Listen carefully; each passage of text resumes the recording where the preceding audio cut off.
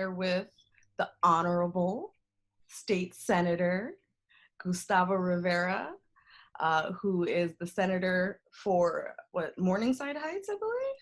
No, ma'am. I am in Morningside Heights is in Manhattan. I am in the Bronx. My district is the 33rd district in the Bronx, which covers University Heights, Kingsbridge Heights, Fordham, Belmont.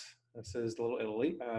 The zoo is all my district, and then I go to the other side of the zoo, Van Nest, Morris Park, and a sliver of Parkchester. So I have, go ahead. No. Make the calculations in your head. Go ahead. Okay. I'm like, we're almost in Westchester now. No. That was it. Well, yeah. I do have. Well, I go up to like 238th and Broadway around there. Okay. So that's not far from Yonkers at all. That's like yeah. just a mile or something. You just walk up Broadway and you get to Yonkers right there. And I go as far south as 168th and Webster. Okay. So it's an interesting district. It's you know what gerrymandering is? I do know what gerrymandering is. So my district before gerrymandering that took place in 2011 after the 2010 census, it was redrawn in 2011. And so I ran in a different district in 2012 than I ran in 2010. But the district that I ran in 2010 was actually quite elegantly drawn. Yeah. And then now gerrymandering happened and it just got squeezed. So it was weird. Oh, kind of like how AOC, how she has this little piece of Queen's hair and then that little piece of, I think it's also the Bronx over there. Yeah. AOC has the Bronx and Queens, but that's not as crazy as some of because congressional districts are much larger as far as numbers of people.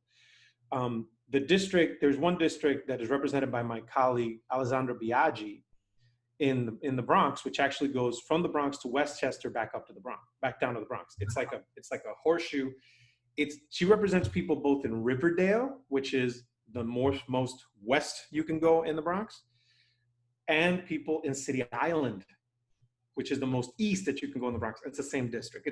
Gerrymandering is a hoot, to say the least. So let's talk about gerrymandering, because a lot of people talk about getting out to vote and how important voting is, and especially on the smaller scale for senators like yourself, state senators, it's super important.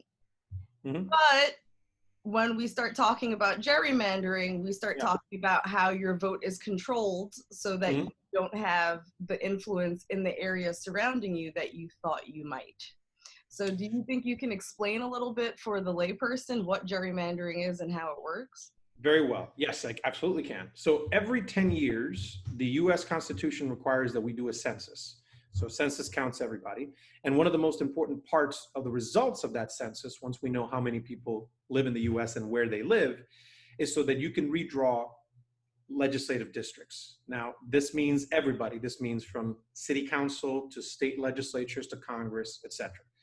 And the reason for this is that if you are a senator in upstate New York and I'm a senator in the Bronx, we should technically, because we're both senators, we should technically represent about the same number of people. So the process of redrawing districts, which happens every 10 years after the census, should be driven by demographics. It should be driven by just how many people live, because people are born, they die, they move, new communities change, etc. However, it is the process of doing it with a political frame in mind is called gerrymandering. It's a weird word, but this is where it comes from. 19th century, there was a representative who played, because right now legislatures unfortunately in most instances play a very direct role in determining what their districts look like, which I don't think we should. I think it should be an independent process outside of us. But this guy last name I don't remember, but his first name was Jerry. He wanted to make sure that he drew a district because he knew, okay, this neighborhood likes me, but this one doesn't. So let's do the line right here. And it was purposely done to just be the people that he knew were going to reelect him. And then when a newspaper saw a map of it, it was so weird that they said, this looks like a salamander. Because of the weird shape. And that's where gerrymandering comes from, which just describes the process by which you draw a district to create a political outcome. So as opposed to doing it simply by demographics, you are trying to create a political outcome. And for the record, I believe that is wrong, because we as elected officials should not be choosing who our voters are. Our voters should be choosing us. And so I've always advocated for an independent process that happens. There's plenty of scientists, people who know about demography, people who know who can do on a computer very easily. Let's draw a district that actually corresponds to what communities actually are like, and not what some elected official might want that community to look like so that they could get reelected. So in terms of controlling that demographic and then therefore being able to have some sort of influence in the outcome of the vote, mm-hmm. How much do you really believe our individual votes count? Well, I believe that individual votes make up collectives, right? So individual votes are important because it is one of the most basic things that we can do in democracy. It is not the only thing. Some people define whether we live in a democratic society simply about whether we have access to voting.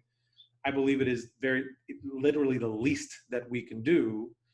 So individual votes do matter, particularly in races that have been tight. There have been races that I've been involved in, not mine, but races that I've worked on, where they have been lost or won by a couple of dozen votes.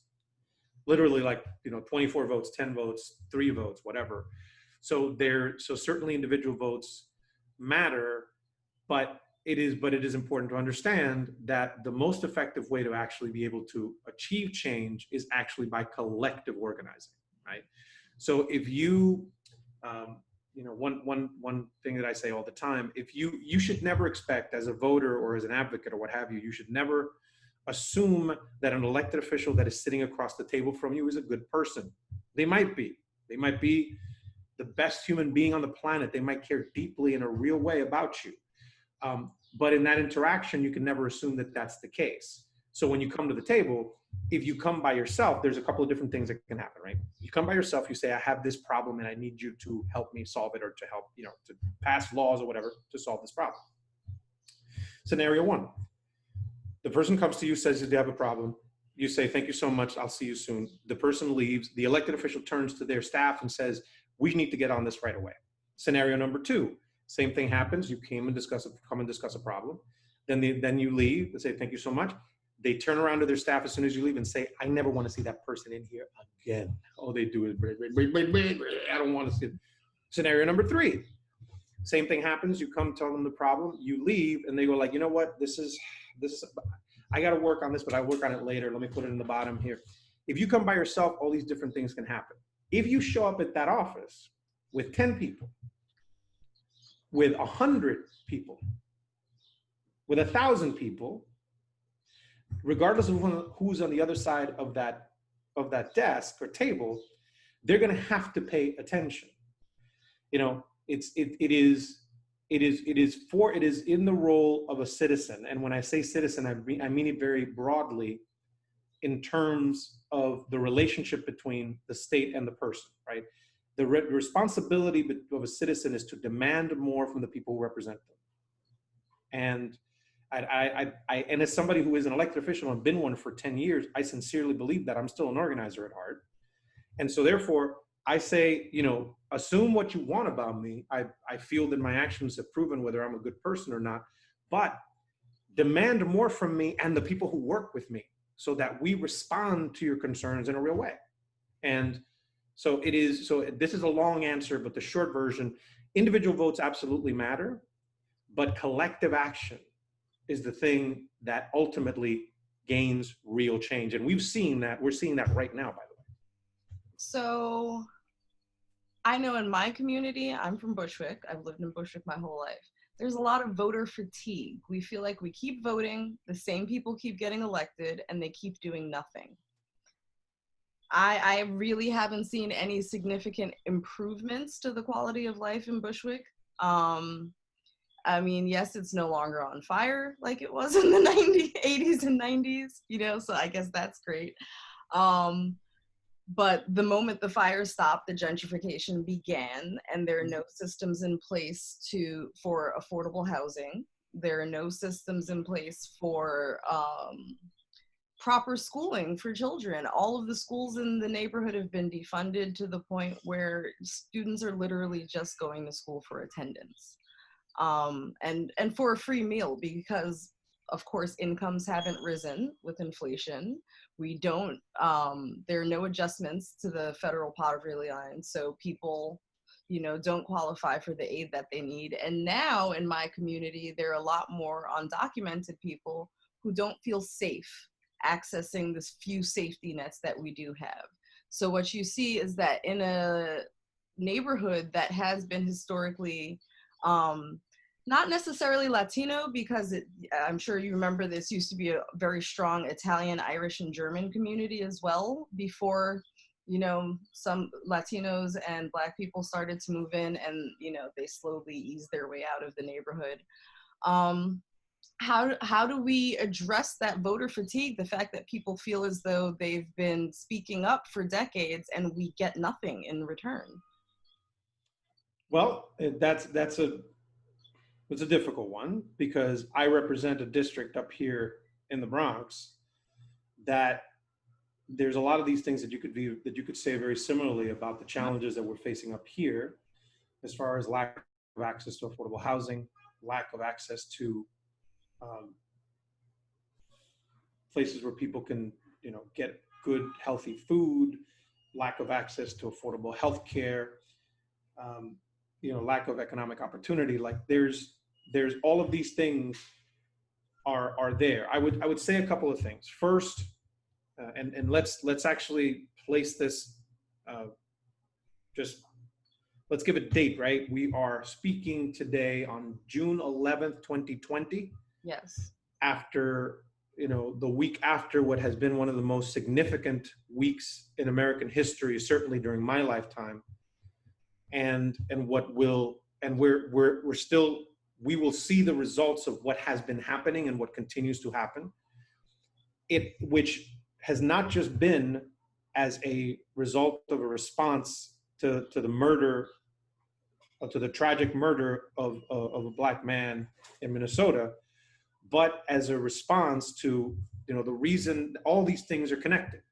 All these things are connected, whether we have not just a lack of training in police officers, but the way that police have been organized through the history of our country.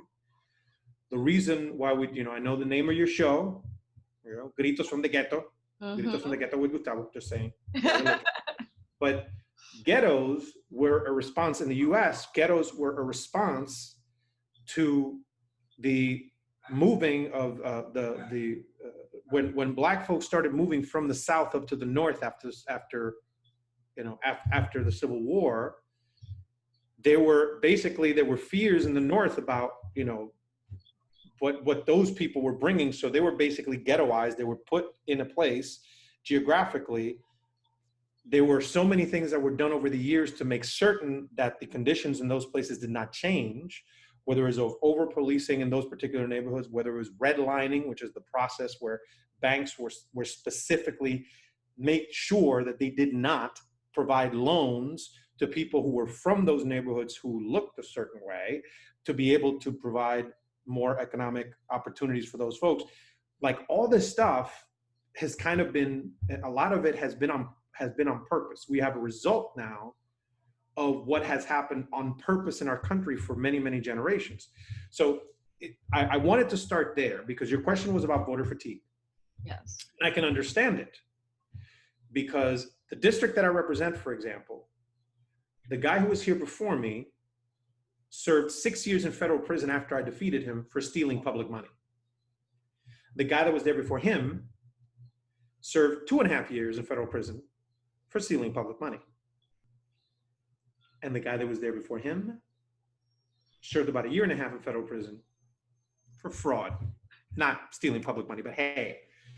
But when you have a district which the 3 people who were here before me all went to prison for violating the public trust, there's like disconnect. It's basically people are like, why should I even care? Why should I even care? There's not going to be any change here. Which means that for the first couple of years, the challenge that I had was to be able to to challenge the notion that people are saying, when are you going to go to jail? I actually heard that a few times at the beginning of my tenure. Now I've been here 10 years. I've actually become the chair of the health committee in the Senate, the first person of color or Bronxite ever to be there, fighting to make sure that we have, among other things, we have a bill called the New York Health Act, which is to create a single payer system in the state of New York to guarantee universal health access to every single New Yorker, regardless of your age, your gender, your wealth, or your immigration status. And we were able to achieve yesterday, for example, just yesterday on the 19th, well, actually 2 days ago on the 18th, on the 9th, on the 9th, we were able to pass a bill to change the process of disciplinary proceedings for police officers. It was something called 50A. It just referred to the fact that for a long time, you could not get access to disciplinary records of police officers. So we did not know if the dude that just smacked you over the head with a baton had done that 5, 6, or 7 times. Therefore, that person shouldn't be a cop. So these are things that policy-wise we have been able to achieve and are on the way to achieving. None of this stuff is easy. None of it happens overnight. It is called a struggle for a reason. The only thing I can say to folks is that it is up to us collectively, folks, as far as voters and organizers and elected officials, to work collectively towards making this a more just country, a more just city, a more just state. None of that stuff happens automatically. Because of the history, the brief history that I explained at the beginning, these things are systemic, long-standing, and cannot change overnight. We have to acknowledge them. Like, for example, on policing, we have to acknowledge the history of police departments in this country, so then we can address how to actually reorganize them in ways that don't perpetuate the racist system that saw them be birthed. So it's a long answer, right? But I would say that there is, hope, and I have seen it. I've been a part of it. It is sometimes very frustrating because you bump up not only against entrenched interests, but also against knuckleheads like the people that I defeated, like the dude that I defeated, right? There's some of these people who I've served with, who still are more interested in their own future than the people who they represent. But ultimately, this process is necessary so that we can build a more perfect union. And I would say, you are tired. Trust me that I am tired as well. But these are battles that are worth fighting, because we can actually, we can actually achieve changes that can impact people's lives in a positive way. So you're talking about policing and the history of it. In my home, you hear a lot of references to the slave patrols of the past and how the general sensation is that it never stopped, with stop. That's correct. With stop and frisk especially, there's that sensation that, just being Black in the street is a crime, period, and you have no right to not be stopped. I myself have been stopped for fitting the profile, I get off the bus, I walk past a police car, and they stop me and want to hold me for 15 to 20 minutes because I fit the profile of someone who just stabbed someone on the corner. And I'm like, if I stab someone on the corner and I got away, why would I take the bus back and then just walk by again? Like, I would have to be, like, you literally saw me get off the 38 and walk by you. So, and then there's always the question, well, would you like to give us your name and address so that we can follow up with you later? No, I would not like to. So how do we address that sensation of fear that Black people and Latinx people have all of the time, every time we go out of our house, and the explosion of that fear that we've recently experienced, especially in your district, because your district was one of the ones that was most affected in, its residential and its privately owned commercial areas. We didn't have that kind of destruction, in Brooklyn. We didn't have that kind of destruction. Even in Manhattan, when you look at Soho, that's more of a the high-end Right. commercial district, but where you represent, those were mom and pop shops. Yep. Yeah. And that was, so there's a couple of different things there. First, on the, in particular during, this is last week, was it last week? All these days kind of seem to Yeah, they mix into each other. went The together 290th day of March, is that correct? I think I might be somewhere around there. Yeah. close, somewhere around there. But anyway, it was the third or the fourth day that the protests were happening, and the police departments said that they were going to put twice as many officers on the street, and they were focused on people who were peacefully protesting, which meant that parts of the city were left without police protection.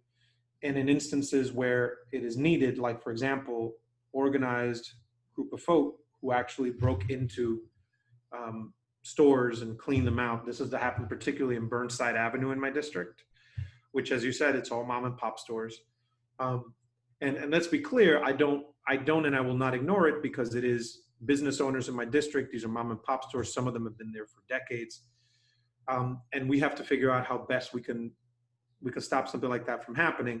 I will not, however, stop the focus from the fact that lives are more important than property, right? And I know that's not what you were doing, but there's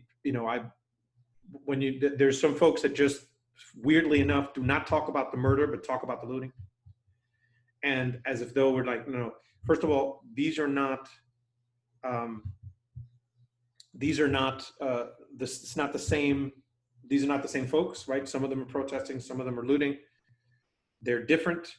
And more importantly, let's make sure that we focus on changing the policy and on addressing the fact that Black people are getting killed, and there's no accountability for those who actually commit the murders.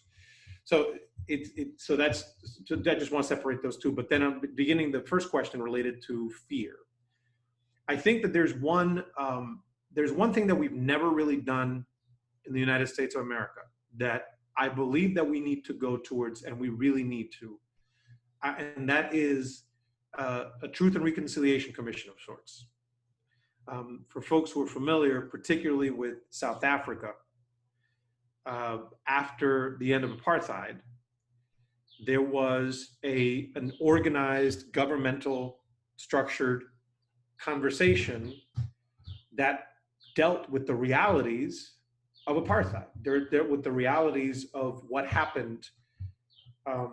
If we talk about what happened in Germany after the Second World War, and the way that they, for example, there's not a single statue of a Nazi general in all of Germany, but the concentration camps remain, and I don't want to call them tourist attractions. They remain so that in living memory, Germans understand this is something that happened in our history. Germany, under the leadership of the Nazi Party and Adolf Hitler, with the willing participation of Germans, or without, or folks who just said like, well, it's not impacting me, so I'm just or the willful ignorance of Germans, actually tried to exterminate a group of people, and they are honest about that. That is something that they accept about their own history. We have never done that about slavery. This country has had efforts that have been kind of sparse, right? And there have been some instances, there's 2 museums that have been established in the last decade, only in the last decade, right? One in DC and one in the South, I forget the state, but the lynching museum. Yes. Both of those in the last decade. We're in 2020. It's like in the 21st century, when we're talking about something that is a 400-year-old original sin of our country, we need to actually deal with that. And we've never have. And I think that part of like that, and that's going to be a generational thing, right? There are people who are today saying, slavery was hundreds of years ago, like get over it. It's like, as if, because there's not a clear understanding that even the abolition of slavery led to the establishment of systems to continue the control of a population that was seen as inferior. This is where police departments come from. This is where, this is where vagrancy laws come from. This is where the criminalization of drugs comes from. All of these things are they're part of our history, and to ignore it and to think that the only thing that matters is what happened today or 5 minutes ago just robs us of an understanding that can actually help us to move forward. So I would say that at the core of it, and I would think that the crisis that we're living through right now, which is going to test the boundaries of our country, we're living through a transformative moment. I sincerely believe that. We were led there by COVID. And then in that environment where people have been, the historic numbers of unemployment, people wondering, whether they're going to be going back to any type of normalcy. And in the middle of that, this video in which nonchalantly somebody takes somebody else's life because they feel that they're not going to be held accountable for it. And that was such a powerful moment that it just kind of grabbed everybody. So we're going through a transformational process. I would hope that one of the things that happens now is, as we rethink how we organize ourselves around healthcare, around education, around housing, around taxation, and all the injustices that are built into the system, we cannot go back to it. We cannot go back to normal. I would hope that one of the things that happens is that we really can face the fact, right? And have a process, try to establish a process where we face this fact that there is an original sin that is baked into the structures that we all live in every day. Without that, it's going to be much more difficult. We have to reckon with it, and we have to do so in an organized fashion. I saw something on the internet that I'm going to paraphrase, that said, the way systemic racism works is that even if there are no racists within the system will still have adverse effects on those it was created to oppress. Correct. That's exactly right. And so many people say, I'm not racist. And it's like, that's fine. I get it. You're not racist. And I get that the judge necessarily might not be racist. But the entire system, from the fact that, I remember the Botham Jean conviction. And my devastation at that was thinking, this woman was given the same amount of time in prison for murdering a man in his own home that I would be given 5 years ago for having a dime bag of weed in my pocket. A dime bag. Yep.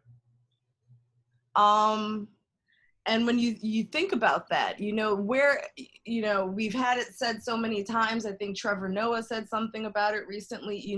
There is a social contract in this country.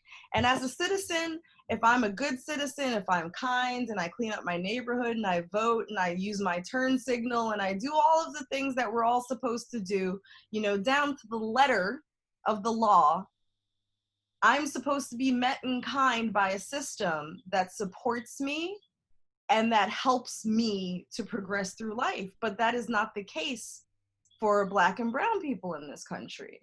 Yep. We are actively working against the system that constantly criminalizes our every activity. And I feel like what I saw in the George Floyd recording was the epitome of doing what you're told. We're always told that when we get into these interactions with the police, we need to be compliant, we need to be docile, we need to not fight back, we need to say please and thank you.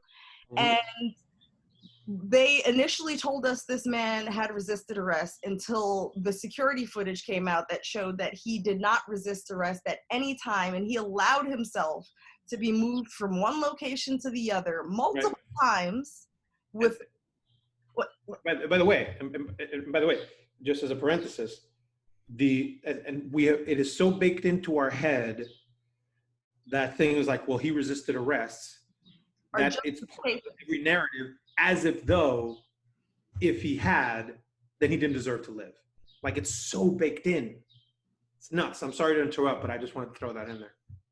And it is, and that's usually the first thing that you will hear almost anyone say, is, oh, well, he shouldn't have resisted. Set that aside. In this case, he did not. He was compliant. And this man was polite until his last breath. We watched this man say please over and over again. He didn't thrash. He didn't try and shake them off. He didn't, he had a large body. He did not use that at any time to try and escape the grasp that he was in. Breonna Taylor was in her home sleeping. And Breonna Taylor was in her home sleeping. Eating ice cream. And so this is the point. And then I even watched a recording of a convenience store owner, a Black convenience store owner, who called the cops because someone was shoplifting. And the cops come in, step over the suspect who's on the ground at gunpoint by the store owner, and punch the store owner in his face and break his jaw and knock his teeth out and arrest him because he's Black and the suspect was white. So that's the system that we live in, that there is absolutely no way to be compliant enough, to be docile enough, to be good enough, to be kind enough, to not meet an undeserved end because someone just feels like it today. So how can we tell people to calm down, to not destroy things? How can we tell people, especially in New York City of all places, where when gentrification really ramped up around 10 years ago, and we looked people in their faces and we told them, especially in neighborhoods like mine, where there was no policing, there was no ambulance. We have the Bed-Stuy Ambulance Corps because ambulances did not come to our neighborhoods. And so you tell people that we don't have any right to neighborhoods. No one can own a neighborhood. It's not your neighborhood. We can do what we want with it. We can put who we want in it. And then in the next breath, when people are justifiably angry and they're done and they want to destroy things, and then you tell them, don't burn your own neighborhood down. Which one is it? Are we citizens? Do we have a right to be here? Do we have a right to feel? Are we human beings or are we not? Draw the lines, define them, and then allow people to work within those systems, because what we have now is a sensation of true cognitive dissonance where it doesn't matter how intelligent you are. No one can make proper decisions. So, I mean, I don't know. Like you said, when we talk about, are the lives more valuable than the property, right? Because that's a debate we have to have right now, for some reason.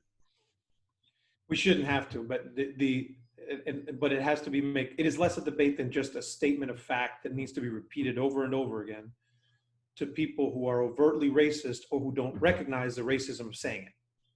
It's like because again, if you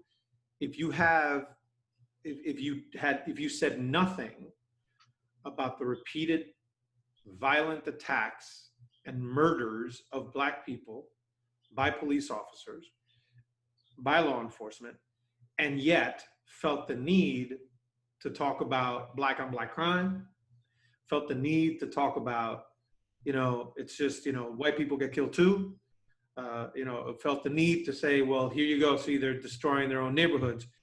If you felt the need to say any of those things, but didn't feel the need to actually act as outraged by this mountain of facts that point to people, that point to police departments acting towards a group of people in a way without any type of repercussions, then I don't want to hear what you got to say.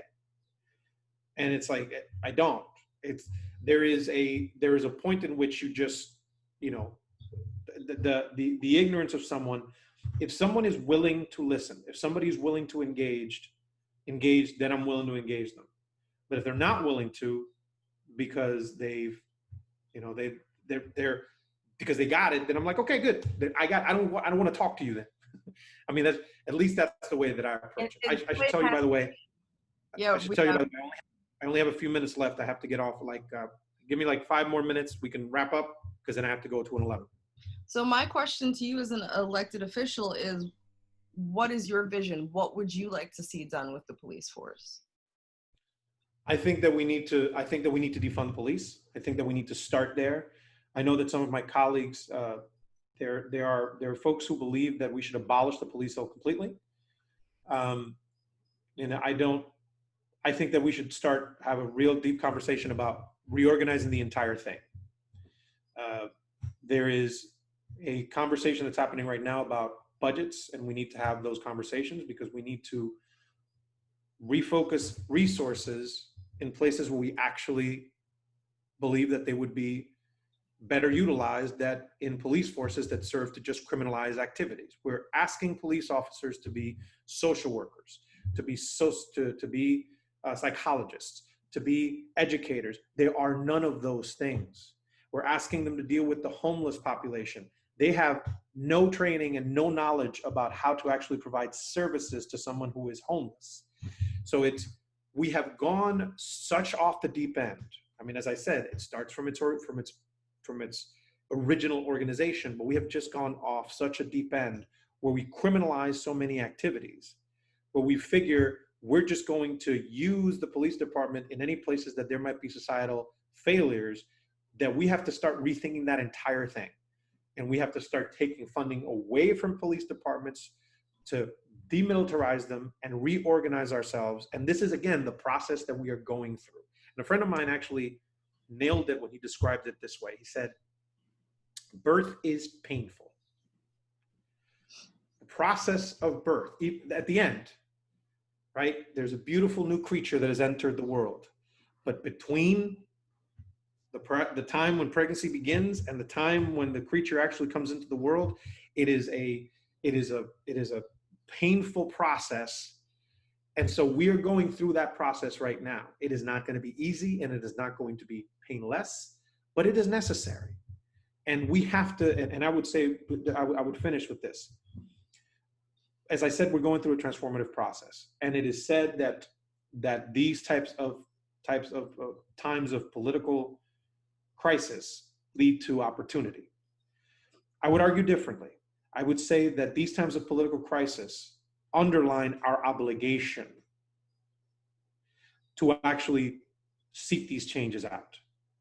The injustices that have been very clear to some of us around healthcare, around housing, around education, around policing, et cetera, the things that we have been pointing out have been unjust, badly organized, leading to bad outcomes, perpetuating systems of oppression.